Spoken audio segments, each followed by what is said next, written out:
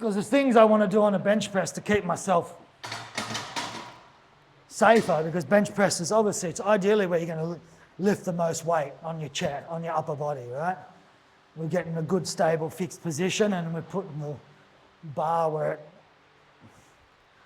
optimal position, good, and then let's go.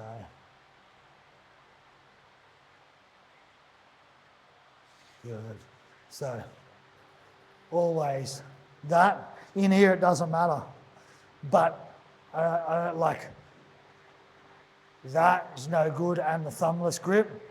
I've watched so many people like, yeah. I like the other one, but I normally do holder, Yeah, lateral rotation, yeah, and then out. yeah, exactly. But that's how I'd do it if I was going to bench press. Do you know what I mean? That's all we'll do.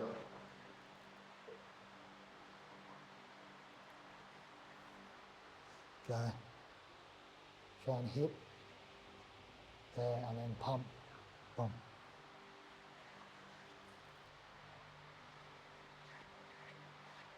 You're just tucking a little bit too hard, getting too folded when you hit the bottom. Lateral or too much medium? Like, don't tuck in so hard at the bottom. Like, you need where you set up and where you start is good. Where you finish is too chicken winged. It's just got to be like a fraction less. There you go. Boom, from there, and then pump straight to the ceiling. It's a shorter range. Once you lock in that tightness and that, like you create that external rotation, you centrate that joint, but then you don't want to keep externally rotating. You sort of got to almost stop it at a point, because otherwise you're just making that range of motion longer, because your arms do this instead of get into there and then push back out.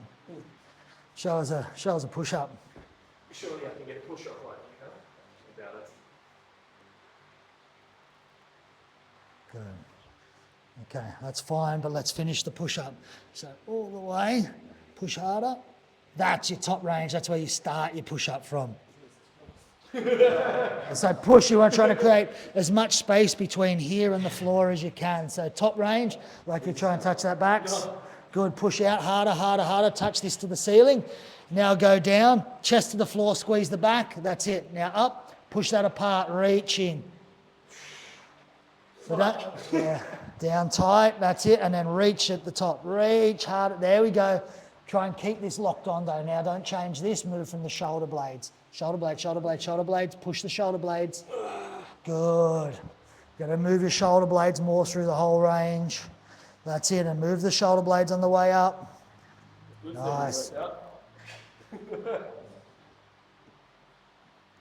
Good. Okay. So you should also match a bench press rep with a push-up rep. Why is your face that colour? That was a hard push-up. I've been doing them wrong 33 years. Good. And I was doing that for the first rep. Nice.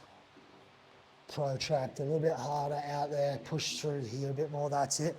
Try and bring your hands just a little bit closer too.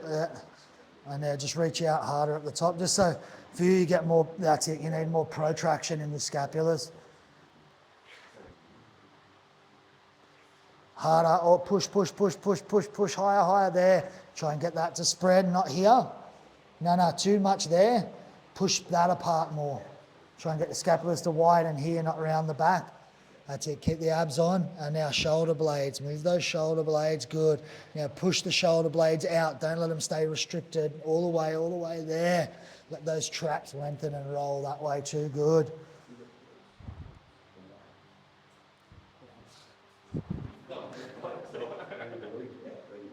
Good.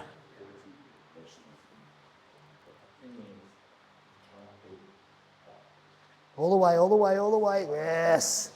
I think that'll help you actually help your rotator cuff heaps. Not too wide, a little bit closer, and working on that end range where you're trying to really, you can see that you're really stuck in here and here still. But makes sense.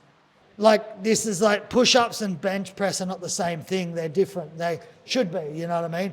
But the most important part in push-up is this, that push-up plank position, being able to push that scapula right off the rib cage, get that serratus anterior, and then let it fold and let it move. and then extend through. Where the bench press is fixed, we've got our scapulas against the bench and a heavy weight. So we're trying to keep the shoulder locked and stable so that the weight doesn't ruin our shoulders, you know what I mean? We're trying to direct it into the muscle. It's how we're trying to lift the most weight with the bench press in a safe position. We build shoulder dexterity and actual scapular strength in a push-up and actually doing push-ups correctly, not like a bench press. Yeah. And then you have dumbbell pressing, which would teach the people with a restricted scapula to help them learn the bench press pattern. But then we also have dumbbell pressing where we have a protracted scapula like a push-up. So some people are not going to have the strength to be able to do that push-up. Maybe they're doing that on a high bar or whatever. But you can also just, single arm dumbbell presses, because when you're on when both arms are on the bench, it's going to pin you back flat. Your scapulas are not going to move well. When you've got one arm, your core's more involved, which is good because now we're training the pec line on the front to that adductor on the inside as well. But just having like a single arm where it pulls, stretches your back, boom, boom, and reaching and getting that. So we get that lengthening in the lat, lengthening in the scapula. You know what I mean? You can obviously do it on incline. You can do them with rotations as well. But the shoulder doesn't just move in a fixed pattern. And if you just only train someone in a fixed pattern, guess what happens to their shoulder? That's the only way it moves. Yeah. Because in their daily life, this is the range most people's arms and shoulders work in. And then we're just training in that. So what are you giving them? Nothing. You're actually locking them into that position. Yeah. And they just don't improve over time. Everything gets tight and locked down. Yeah. So it's like you've got to still have those other exercises. Got to be the other side. If you bench press, you've got to equal the rep with a push-up rep and a shoulder press as well. You know what I mean? They should be, and then you should have a vertical and a horizontal row, and even like a scapular movement, like elevation, depression as well, should match that. Like you should match each side, just like we should match the squat restricted, the knee back, the step up, all of that sort of stuff. You know what I mean? Different ranges that have to be addressed. Yeah. It's even like even doing biceps in this range.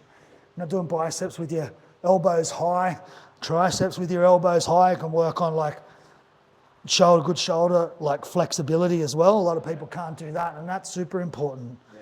Just like you can get them to still train their triceps, but now I'm giving them a functional shoulder and I'm giving them tricep strength, you know what I mean? So sometimes there's other little things like that you can chuck in the program. Yeah. That don't have to be big things. They could be in a superset at the end or however you choose to do it, that then address all these other little issues, you know? Sometimes you don't necessarily need to take that exercise away. We just need to add another exercise into that program to then make it more beneficial or less detrimental, or however the way you want to look at it.